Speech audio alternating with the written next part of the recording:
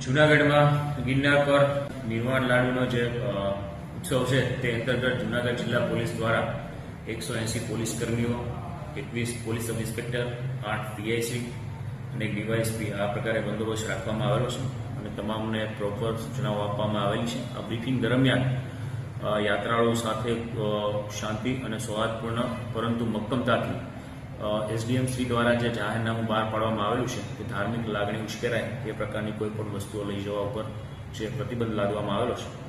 તો અંબાજીની જે ચેકપોસ્ટ છે ત્યાં કમંડલપુરનો ગેટ આ બંને જગ્યાએ પોલીસ દ્વારા 100% ચેકિંગ ફિસ્કિંગ કરવામાં આવશે અને તેમાં આવી કંઈ પ્રતિબંધિત વસ્તુઓ હશે તો તે દૂર કર્યા બાદ દર્શન માટે જવા દેવામાં આવશે.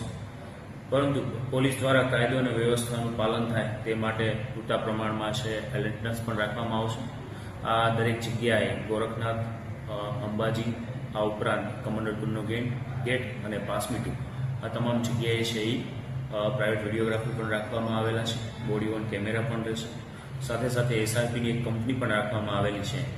આથી હું મીડિયાના માધ્યમથી પણ તમામને અપીલ કરું છું કે નામદાર હાઈકોર્ટની ગાઈડલાઈન મુજબ શાંતિપૂર્ણક છે એ દર્શન કરવામાં આવે. જો કોઈ વાતાવરણ દોડવાનો કે અન્ય કોઈ ઇસ્યુ ઊભો કરવામાં આવશે તો તેમના વિરુદ્ધ છે કાયદેસરની કાર્યવાહી કરવામાં આવશે.